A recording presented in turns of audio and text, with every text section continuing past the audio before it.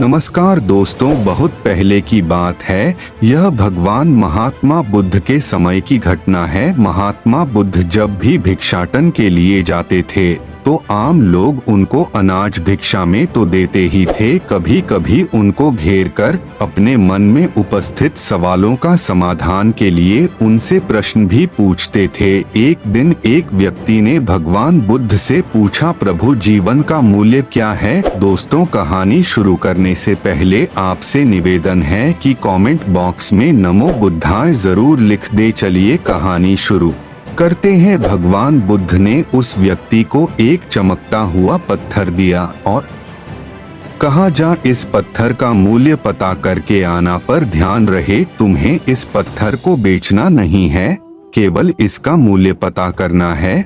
वह व्यक्ति पत्थर लेकर अपने गांव के बाजार में सबसे पहले एक फल वाले के पास गया जो संतरे बेच रहा था। उस फल वाले को उसने पत्थर दिखाते हुए उसकी कीमत पूछी। उसने उस पत्थर की कीमत कुल 12 संतरे लगाई। उसके बाद वह व्यक्ति एक सब्जी बेचने वाले के पास गया। सब्जी वाले ने उसकी कीमत एक बोरी आलू के बराबर लगाई। वह व्यक्ति फिर अनाज व्यापारी के पास गया। उसने उस पत्थर की कीमत एक बोरी अनाज के बराबर लगाई।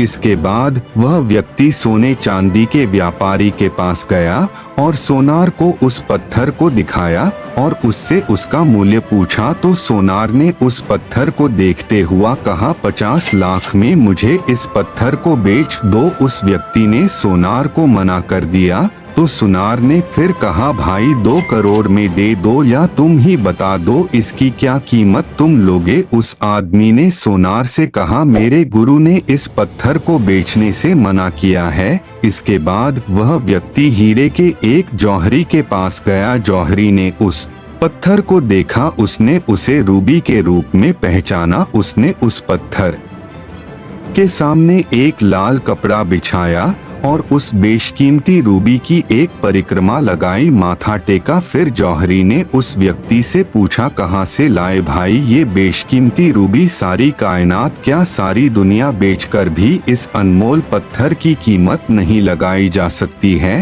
अब वह व्यक्ति हक्का बक्का रह गया। वह सीधे भगवान बुद्ध के पास गया और पैरों के पास दोनों हाथ को जोड़कर बैठ गया। उसने पूरी कहानी भगवान बुद्ध को सुनाई और बोला, प्रभु अब आप ही बताओ मानवीय जीवन का मूल्य क्या है? भगवान बुद्ध मुस्कुराते हुए बोले, फल वाला जो संतरे का व्यापारी था उसने पत्थर की कीमत 12 संतरे लगाई। सब्जी वाले ने एक बोरी आलू, अनाज व्यापारी ने एक बोरी अनाज, सुनार ने 2 करोड़ और जौहरी ने इसे बेशकीमती माना। ठीक यही स्थिति तुम्हारे जीवन की भी है। तुम बेशक हीरा हो, लेकिन ध्यान रखना कि सामने वाला तुम्हारी कीमत अपनी औकात, अपनी जानकारी और अपनी समझ से ही लगाएगा। जीवन का मूल्य समझने के बाद उस व्यक्ति ने भगवान बुद्ध के चरण स्पर्श किए और चुपचाप वहां से चला गया। उसे आज अपने जीवन का मूल्य समझ में आ गया था।